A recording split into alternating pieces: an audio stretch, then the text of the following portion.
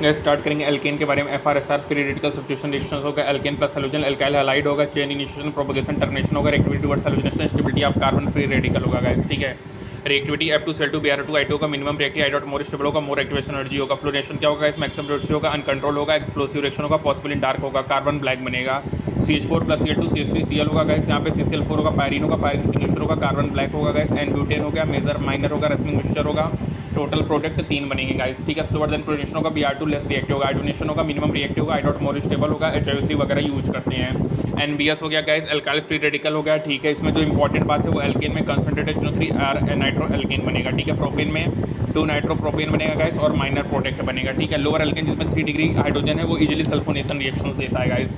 क्लोरोसल्फोनेशन alkene में SO2 मिलाएंगे तो SO2Cl बनेगा, एल्किन सल्फोनेट, इसको अपन डिटर्जेंट कहेंगे। आइसोमराइजेशन रिएक्शन होगा, अनब्रांच से ब्रांच बनेगा, ब्रांच से मोर ब्रांच बनेगा। एरोमेटाइजेशन होगा, एनेक्सेन में heavy metal Al2O3 Cr2O3 MO2 V2O5 मिलाएंगे तो बेंजीन बनेगा। एन-हेप्टेन में क्या बनेगा, टॉलिन बनेगा गाइस, ठीक है। उस रिएक्शन में क्या होगा, 2 RR जुड़ जाएंगे, ठीक है। CH3 CH2 CH2 major product बन गया गाइस, ठीक है। मिथाइल क्लोराइड इथाइल क्लोराइड होगा, सिमेट्रिकल अनसिमेट्रिकल एल्केन बनेगा, प्रिपेयर्ड सिमेट्रिकल एल्केन होगा क्योंकि यहाँ पे सेपरेट नहीं कर सकते हैं अनसिमेट्रिकल एल्केन को from the mixture of alkane. Methane नहीं प्रिपेयर्ड होगा, RF RCl RBr RI होगा गाइस, ठीक है। 1 degree 2 degree light mainly Wurtz reaction देगा, 3 degree light mainly elimination reaction देता है। उड्स फिटिंग रिएक्शन क्या होगा, अल्काइल हैलाइड रिएक्ट करेगा, एरोमेटिक हैलाइड से और अल्काइल अरीन देगा। यहाँ पे एरोमेटिक हैलाइड लेंगे तो बाइफिनाइल बनेगा गाइस, ठीक है। सुटेबल होगा बोथ सिमेट्रिकल और अनसिमेट्रिकल एल्केन के लिए। फ्रैंकल रिएजेंट होगा, RX प्लस R2Zn R1R होगा, ठीक है। इलेक्ट्रोलिसिस करेंगे, एनोड पे CO2 कैथोड पे H2 गैस मिलेगा गाइस, ठीक है। कंसंट्रेशन ऑफ NO2 NOH बढ़ेगा तो pH भी सोल्यूशन का बढ़ेगा गाइस, ये भी इंपॉर्टेंट है। एनोड पे CO2 कैथोड पे H2 गैस मिलेगा। डीकार्बोक्सिलेशन होगा, NaOH CO के साथ 3:1 का रेशियो होगा, RH होगा CO2। Rate of decarboxylation stability of carbanion होगा गाइस, ठीक है। रेट ऑफ डीकार्बोक्सिलेशन क्या होगा, स्टेबिलिटी ऑफ कार्बोनाइन होता है गाइस, ये इंपॉर्टेंट है। बीटा कीटो एसिड क्या होगा, फास्टली डीकार्बोक्सिलेटेड होगा हीट करने में, ठीक है। एल्केन में निकल PDPT मिलाएंगे तो एल्केन बनेगा, सीन एडिशन होगा। और अल्काइन में निकल PDPT 2 मोल H2 मिलाएंगे तो भी एल्केन बनेगा। PTPT रूम टेम्परेचर पर होगा, निकल को हाई टेम्परेचर पे लेते हैं गाइस। मैक्सिमम एल्कीन 3 होगा, अल्काइन 2 होगा गाइस, ठीक है। PdCl3 ज्वालिन में लिंडलार कैटलिस्ट होगा और BSO4 में रोजेनमुंड कैटलिस्ट होगा। रोजेनमुंड जो लिंडलार जो होता है वो सिस फॉर्म बनाएगा और सोडियम लिक्विड अमोनिया ये हमारा ट्रांसफॉर्म बनाता है गाइस। रिडक्शंस में RX RH में कन्वर्ट होगा, ठीक है।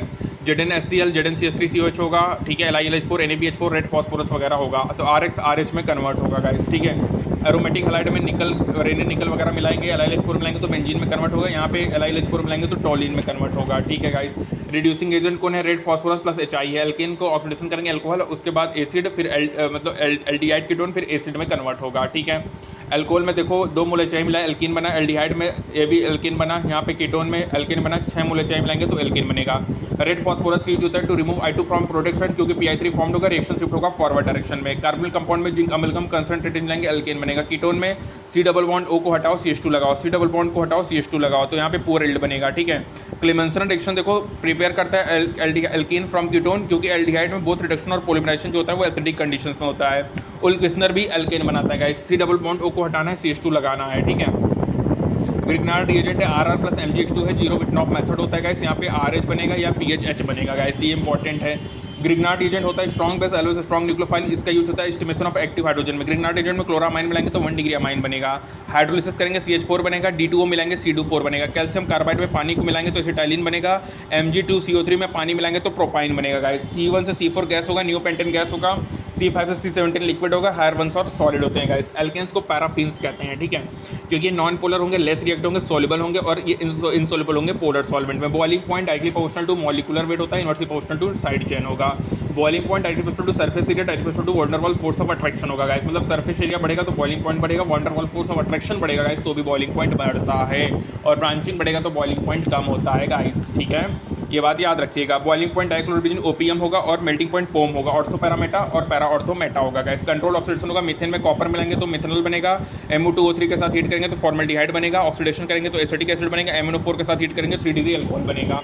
कंबक्शन में CO2 प्लस H2 बनेगा। Heat of combustion number of carbon होगा guys. Alkane 3n plus 1/2 O2 NCO2 plus n plus H2 होगा।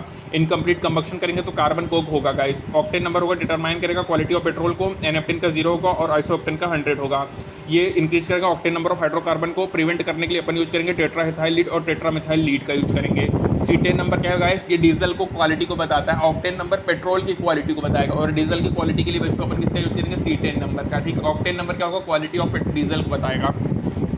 Sorry octane number quality of petrol को बताएगा, cetane number quality of diesel को बताता है guys, ये important बात है, ठीक है। तो गाइस यहाँ पे हमारा कंप्लीट होता है हाइड्रोकार्बन का पहला पार्ट,